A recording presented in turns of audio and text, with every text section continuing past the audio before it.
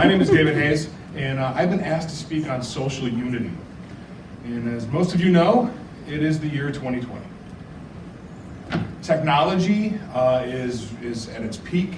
We are more connected now than we ever have been. And at the same time, we're more separate than we ever have been as well. And it's easy to blame social media. It's easy to blame the media. It's easy to blame a lot of different things. But when it comes down to it, people really haven't changed.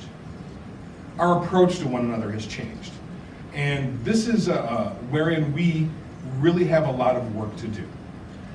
Now, Philip Zimbardo, he of the ill-fated Stanford prison experiment, did a lot of research as a social psychologist on the notion of the other. And the other is anyone who isn't us. And we've kind of been conditioned to fear the other, right? Whether it be a different race, a different nationality, a different religion. Someone who is the other is not someone who is us, and therefore someone to be feared. That is probably the most dangerous thing we as a species have done. Because social unity is really about coming together and realizing we have a single experience. Like Jamar and Mona have said, the unity between the single experience, there's more commonalities between us than differences. And those commonalities, whether you live in Iraq, whether you live here, whether you're gay or you're straight, whether you're African American or you're Caucasian or you're an Asian American, does not matter. You have the same fears and the same goals. You want what's best for your family. You want to work every day. You want to be able to make enough money to support that family. You want peace. These are all things that are common to us. So this idea of the other is really something we have to take a good hard look at. And I realize that I like to joke sometimes that in my woke little world that I am the face of the enemy.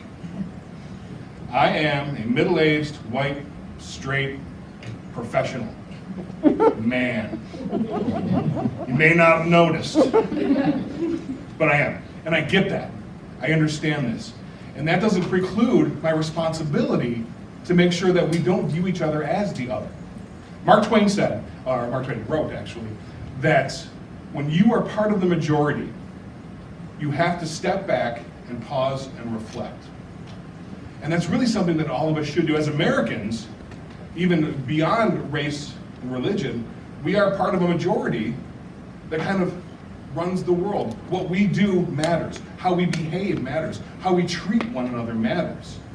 And that's something that we really have to start to take into effect. So, as Americans, and in terms of Dr. King's dream of unity between us, we should really start to think about these things and go beyond thinking about these things and put these things into action. Dr. King said he wished for a world where his children could be, lost my mind for a second, would be gauged on the content of the character and not the color of their skin. I have lived in a world where I have been gauged on the content of my character. I realize this. I realize that this sort of privilege exists. And I realize there are many people in our country and the world of varying religions and races and creeds and colors that have not been gauged on the content of the character, but the color of their skin, or their religious aspects, or their sexual orientation. And that is the problem of the other. We have to eliminate this.